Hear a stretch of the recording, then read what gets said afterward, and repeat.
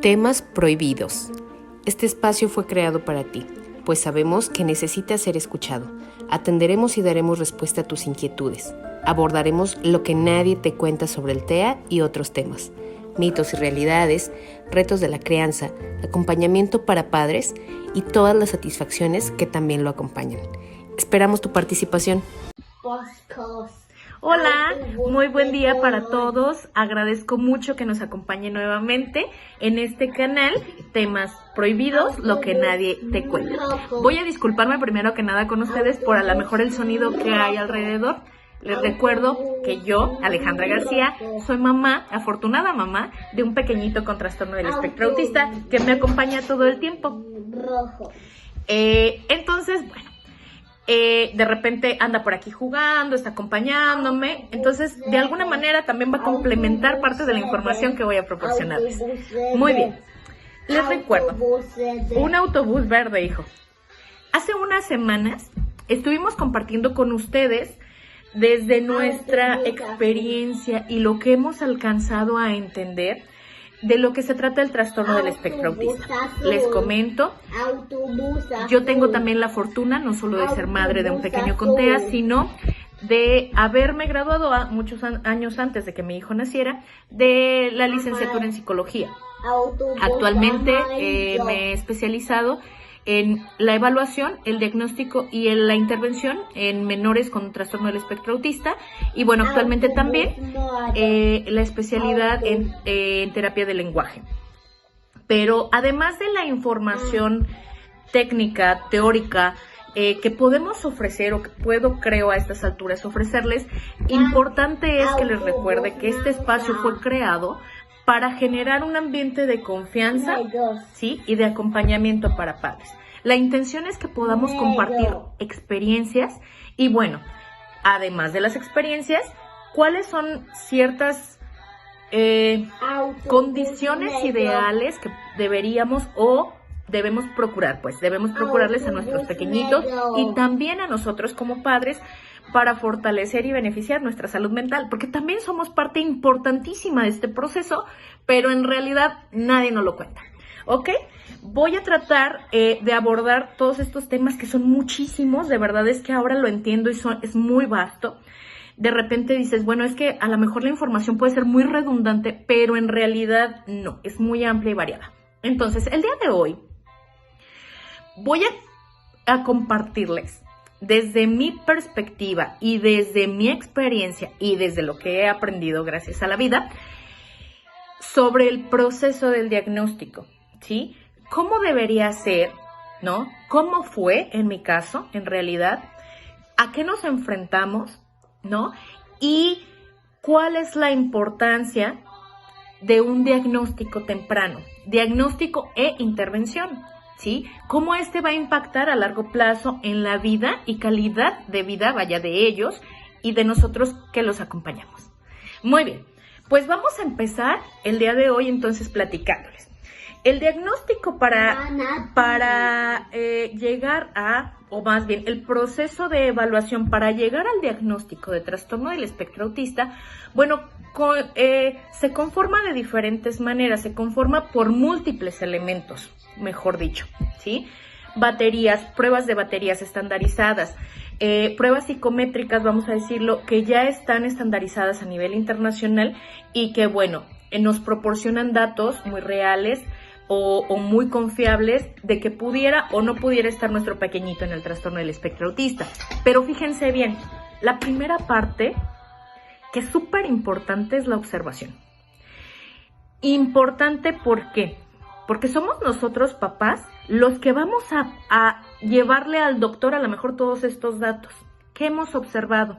La situación es que muchos padres no reconocen algunas de las señales más clásicas del trastorno del espectro autista y que, como lo decíamos también en los videos anteriores, al igual que todos los seres humanos, ellos son absolutamente distintos entre sí. Es mentira, ¿no? Que comparten una sola, una única línea de características. Algunos presentan unas, otros presentan otras.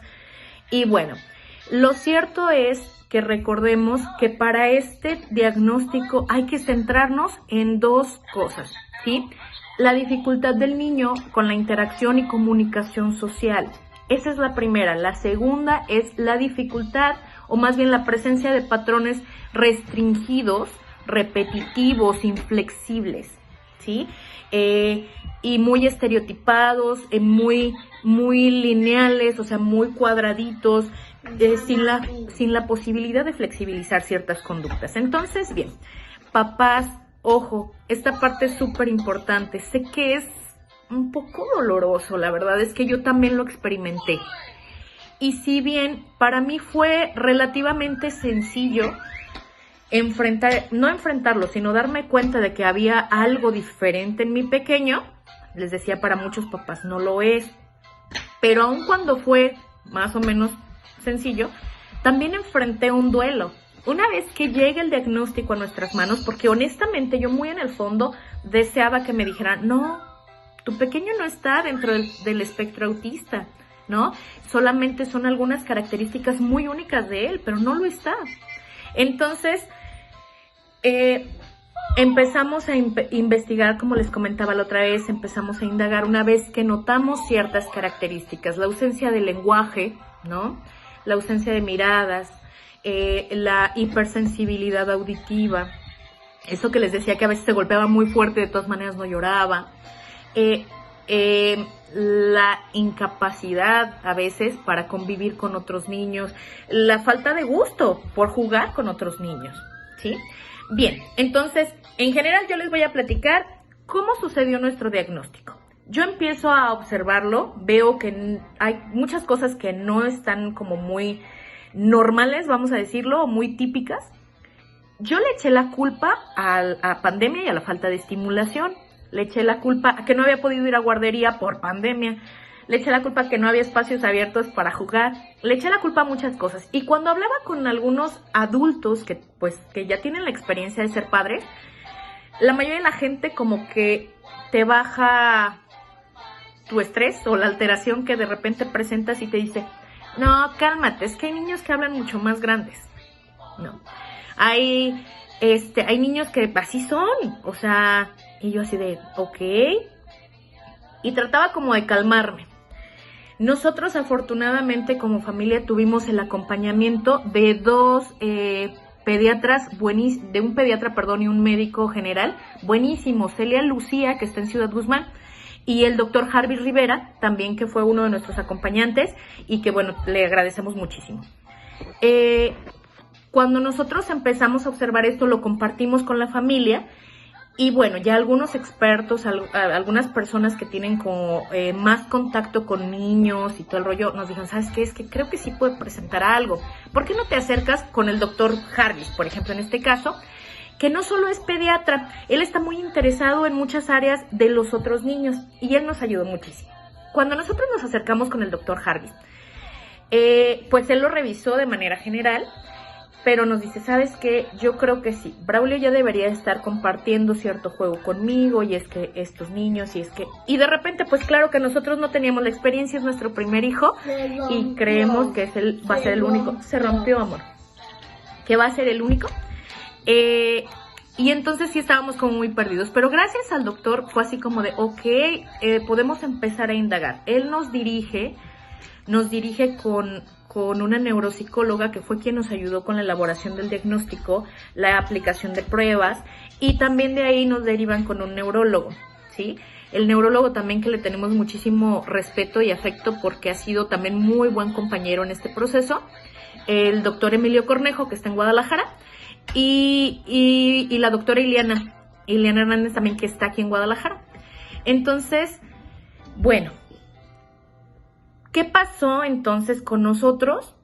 Enfrentamos, les decía yo, un proceso de duelo. Claro que nos aventamos varios días así como de un poquito tristes, un poquito cabizbajos, porque no conocíamos en realidad cuál iba a ser el impacto, cuáles eran las posibilidades para Braulio, a dónde podía llegar, qué lo iba a limitar, ¿sí?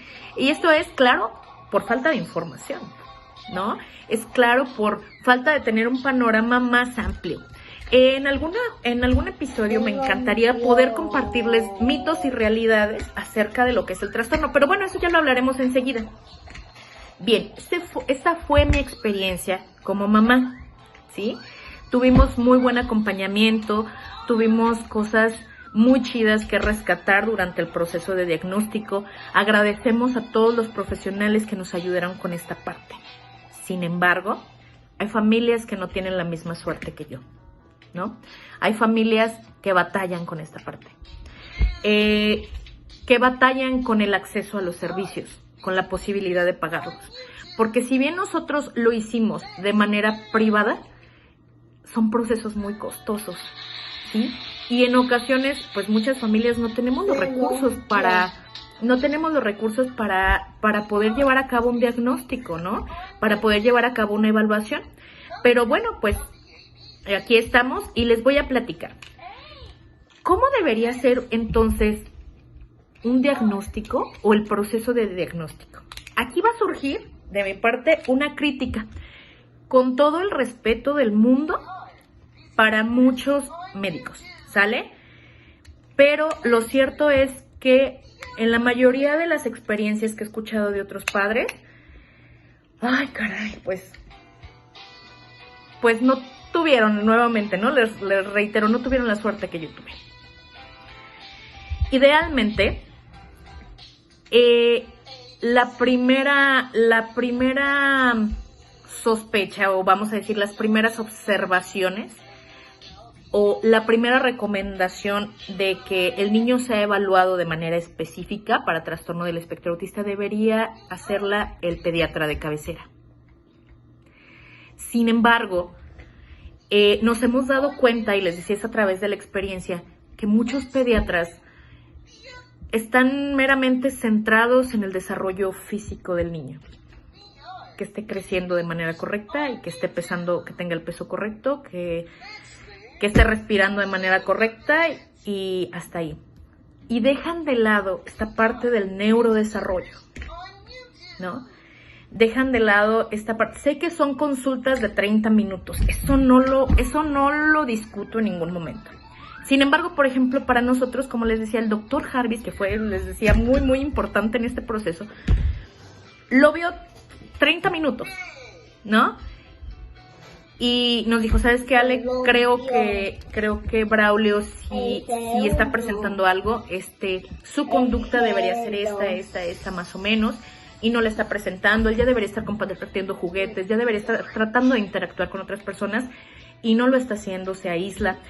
Y bueno, lo cierto es que a veces también falta un poquito, no solo de información, sino de conciencia de que cada vez existe más la presencia de este tipo de condiciones. En el episodio pasado les di un dato incorrecto. En México, ahora sé que en México 1 de cada 59 niños en edad escolar presenta características del trastorno del espectro autista. 1 de cada 59, ¿ok? Entonces, con este aumento, con esta tasa que va en crecimiento de manera tan elevada, creo que los médicos deberían estar un poquito más conscientes de esta parte, porque son nuestro primer acercamiento a la salud de nuestros pequeños. Sí, les decía, yo corro con mucha suerte y soy afortunada, porque la vida y por muchas cosas, ¿sí? Pero para muchas familias no ha sido así. Entonces, esta es la primera parte del proceso. Después, habría que acudir entonces con un especialista. En este caso, los neuropsicólogos son los que están autorizados, vamos a decirlo, autorizados para elaborar una evaluación, para llevar a cabo una evaluación, elaborar un diagnóstico y comenzar a intervenir. De ahí en más hay muchas otras áreas de la medicina y de la salud mental que se involucran, muchas formas, muchas personas, muchas áreas, según las necesidades de cada niño. Por esto es tan importante que se lleve a cabo una evaluación completa y bien detallada, ¿ok? que nos diga, por ejemplo, si el niño está presentando una comorbilidad, es decir, que comparta su trastorno del espectro autista en conjunto con otro. Porque antes creíamos que no, se decía que no se podía, que solamente era ese trastorno y nada más. Ahora sabemos que muchos niños que poseen síndrome Down también presentan trastorno del espectro autista, que el trastorno por déficit de atención con hiperactividad también se presenta en la mano con el trastorno autista. Que hay un montón de verdad de comorbilidades que pueden presentar ansiedad, que pueden presentar depresión. Y por ejemplo, Braulio en este caso es el TEA más ansiedad. Él consume también y le damos medicamento para ayudarle a controlar su ansiedad. ¿Ok? ¿Cuántas personas pueden involucrarse en el proceso de evaluación, de diagnóstico, de intervención? No, pues un montón, ¿eh? O sea, están los médicos, que puede ser un psiquiatra o puede ser un neurólogo pediatra. Está un neuropsicólogo, por ejemplo, puede ser un psicólogo clínico, puede ser un terapeuta de lenguaje, puede ser un logopeda, puede ser un terapeuta ocupacional, puede ser algún terapeuta físico, según las necesidades de cada niño. ¿Ok? En el caso de Braulio, necesitamos a su neuropsicóloga, necesitamos al neurólogo pediatra y necesitamos un especialista en lenguaje, ¿sí? Entonces, bien, este es más o menos, bueno, no el proceso, pero todas las cosas que se involucran en el proceso. Ahora, les quiero compartir, ¿cuál es la importancia de que el diagnóstico sea llevado a cabo temprano y su intervención? ¿Sí? Digo, pareciera que por obvias razones dices, pues mientras más rápido, mejor, no sé. Sin embargo, déjenme platicarles que hay razones a nivel fisiológico, ¿sí?, que determinan el por qué es importante un diagnóstico temprano. En el manual anterior, o hace un promedio de 8 años, nos decían que el trastorno del espectro autista no podía ser diagnosticado sino hasta después de los 6 años. Que en realidad ahorita ya se considera un diagnóstico tardío, ¿sí? Ahora sabemos que este trastorno puede ser diagnosticado desde los primeros años de vida, casi desde el 1.5 años de vida, según obviamente la intensidad con la que se manifiesten los síntomas del pequeño. Pero, por ejemplo, ¿por qué es importante a nivel fisiológico intervenir de manera temprana? Hay un periodo crítico de desarrollo a nivel neuronal, ¿sí? Todos los seres humanos tenemos algo que se llama plasticidad neuronal, es decir, la capacidad de que nuestro cerebrito, sus neuronas se adapten a las necesidades, ¿sí?, o a las dificultades que presentamos, ¿sí? Si un niño, por ejemplo, tiene un accidente cerebral, vamos a decirlo, algún tipo de convulsión, algún accidente, por ejemplo, que haya causado traumatismo craneoencefálico o algo por el estilo, tendrá muchas más probabilidades de recuperarse de manera satisfactoria, de que su cerebro se adapte, vamos a decirlo, si pierde cierta movilidad a lo mejor en sus brazos, que a través de estimulación y a través de terapia pueda recuperar eso, porque sus neuronas van a adaptarse a sus necesidades. Entonces, se le llama plasticidad neuronal, y el periodo más crítico de esta plasticidad neuronal, o donde se presenta con mayor fuerza, es hasta los 6 años, ¿sí? Entonces, si nosotros comenzamos la intervención desde temprano, ¿sí?, ellos tendrán un mejor pronóstico, ¿sí? Trataremos de llevarlos de a poco a que vayan desarrollando habilidades según su edad cronológica. Es decir, por ejemplo, Braulio empezó su tratamiento a los 2 años y medio. Él ahora tiene 4 años, ¿sí? A esas alturas él no tenía nada de lenguaje cuando empezamos con su evaluación. Sin embargo, ahora, hablando de fonología, por ejemplo, de cómo pronuncia, empieza, ya lo escuchan, ¿cómo es, hijo? Fresas, arándanos y moras. ¡Ah! Muy bien. Frutas, mi amor. ¿Dónde están? Comienza a tener una muy buena dicción en su habla. Vegetales, corazón. Gracias por la demostración. empieza a tener muy buena dicción, empieza a utilizar mucho de muy buena manera el lenguaje, está ya casi a la par de lo que debería ser de su edad cronológica, pese a que al inicio presentaba un retraso, ¿sí? Otra cosa es la adaptación, por ejemplo, a ciertas actividades que va a tener que llevar. Actividades que va a tener que llevar como, por ejemplo, la presencia de los terapeutas, ¿sí? Que él se adapte a la presencia de sus terapeutas, a las actividades que vamos a estar haciendo con ellos, que nosotros como papás nos adaptemos también a las necesidades de ellos, ¿sí? Que empecemos a intervenir de esta manera para poder establecer desde pequeñitos, porque recuerden que decimos o se dice que ellos son niños de rutinas.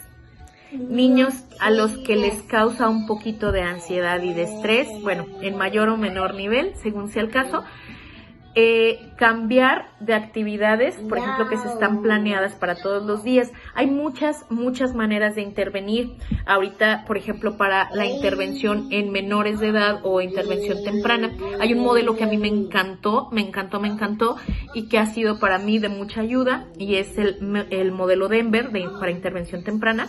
Y que bueno, ya les iré platicando también un poquito acerca de esto, porque esta parte sí es súper importante para nosotros como papás, no solo para mí como terapeuta, sino como mamá, ¿ok? Bueno, pues entonces en este caso es cuestión de la adaptación y de su plasticidad neuronal, de la intervención correcta también en los procesos que nuestro pequeño o pequeña vaya presentando. Hay un dato también que es muy importante y que quiero compartírselos. El trastorno del espectro autista se presenta mayormente en hombres que en mujeres, ¿sale? Por cada 2 o 3 niños varones con autismo, hay solo una niña, ¿ok? Este es un dato importante porque entonces si ya sabemos que la prevalencia se da mayor en hombres y que de repente empezamos a notar que hay ciertas características, que esto, que lo otro, bueno, podemos a lo mejor ser un poco más conscientes de que pudiéramos estar frente a un caso ¿no? Sin embargo, se dice que pese que hay mayor prevalencia en los hombres, la intensidad es como mayor en mujeres, pues. Hay un síndrome que se llama síndrome de Rett, que anteriormente estaba dentro de este diagnóstico, pues, en el manual anterior, y este es el síndrome de las niñas, se le conoce también, específicamente en niñas. Se presentan todas las características o muchas de las características del trastorno del espectro autista, pero además se presenta, por ejemplo, la esclerosis múltiple o un deterioro físico importante.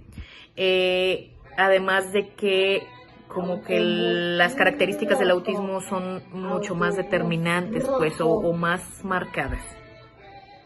Hay que estar entonces al pendiente de todas estas condiciones. Yo tengo muchas cosas que compartirles y me encanta la idea de poder seguírselos compartiendo. Espero que este video sea de utilidad para ustedes. ¿Sale, vale? Deseo con todo mi corazón que tengan la fortaleza o la interés a decir, ¿sabes qué? Pues, ok, entendí que a lo mejor hay una necesidad, me acerco con los médicos indicados, es importante, esta no es una enfermedad, es una condición. Por lo tanto, como enfermedad jamás vamos a encontrar una cura. Es una condición que los va a acompañar toda su vida y es nuestra responsabilidad apoyarles para que crezcan de la mejor manera, respetando, fíjense bien, su esencia, porque eso también lo entiendo, y estoy enamorada de esta idea, de respetar la esencia de ellos como personas, no queriendo cambiarlos ni mucho menos, pero ayudándoles, como a cualquier niño, a desarrollar habilidades para su vida cotidiana, ¿sí? Porque esa es, creo yo, nuestra chamba, dotarlos de herramientas para que puedan vivir con su esencia, ¿sí? Muchísimas gracias por haberme escuchado, muchísimas gracias por haberme permitido compartirles este poquito de experiencia y de conocimiento que tengo, y bueno, espero que ustedes también puedan retroalimentarme y que puedan compartirme sus experiencias. Eso me encantaría, eso me encantaría, y que podamos compartir un poco igual a través de algún videíto o a través incluso de alguna conversación privada, que eso estaría padrísimo. Gracias, muchas gracias por todo. Esperamos que sea de mucha utilidad y espero que hayan disfrutado las palabras de mi pequeño, que para mí son un gran logro. Hasta luego. Este espacio fue patrocinado por Spiros Pizza.